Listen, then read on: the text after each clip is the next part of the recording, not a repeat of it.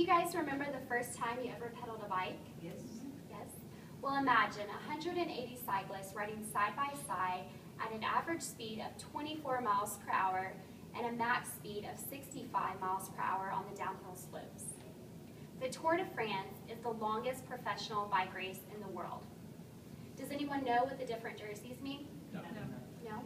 Well, today I will be discussing many exciting things about the Tour de France. I will be discussing how the Tour de France got started. I will be talking about the different stages in the tour. I will explain what the different jerseys mean. And I will go over the different areas of France that they cycle through. From the official Tour de France website, the Tour de France history explains how the race was first organized in 1903 to increase paper sales for the magazine El Auto. The number of teams usually varies between 20 and 22, with 9 riders on each team. The team goal is to help the strongest rider in the general classification. The GC wins the race at the very end. The race has been going every year since 1903, except for when it stopped in World War I and World War II. The race is usually held in the month of July.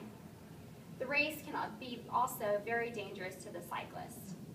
In the New York Times, there's an article by Michael Berry that states Greg LeMond, one of the most decorated cyclists and 3-time Tour de France winners, stated, "Too many times I have climbed back on my bike with broken bones just to finish a race." Now I would definitely call that dedication. In the Tour de France, there are 4 different stages. The first stage is the mass start stage.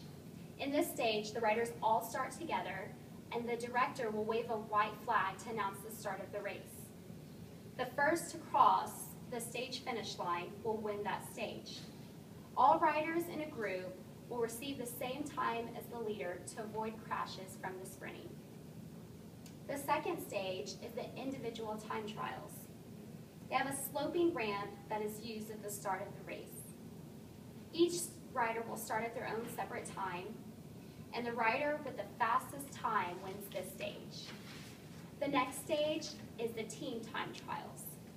The riders all ride alone in their separate teams. The time of the 5th team rider will be recorded when they cross the finish line. The last stage are the notable stages. These are usually flat, and they vary between 46 to 100 kilometers, which comes out to about 28 to 118 miles. In this stage, the riders move at an average speed of 24 miles an hour. At the end of every stage, there are 4 riders that receive jerseys. The yellow jersey is the first jersey. This is worn by the general classification leader. This is the rider with the lowest overall times of the stages. Bill and Carol McGann wrote in their book, The Story of the Tour de France, version 2, that the yellow jersey was first chosen because the color was unpopular and therefore the jersey was cheap. The second jersey is the green jersey. This is worn by the leader of the points classification. This is the rider with the most points during the tour. These points are awarded for finishing first place, second, third, and etc. The next jersey is the white jersey with the red dots. This is my favorite jersey because of all the different colors. This is worn by the king of the mountain. This is the rider that is the first to make it to the top of the mountain. The last jersey is the white jersey, and this is worn by the youngest rider. The rider has to be under 26 years of age, and they have to have the lowest time in his age group. The race covers many different areas of France. Most stages are in mainland France.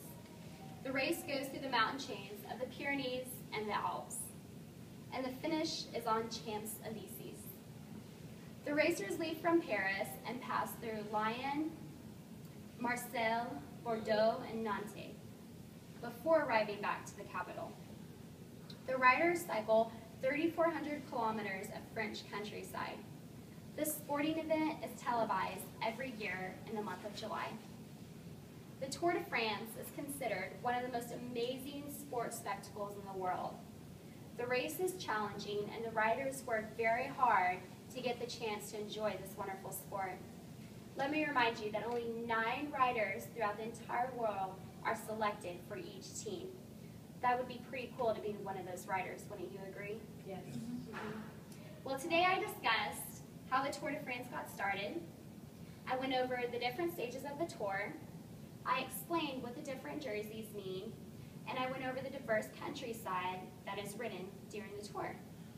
I hope each of you get a chance to watch the Tour de France and see how amazing this sport really is.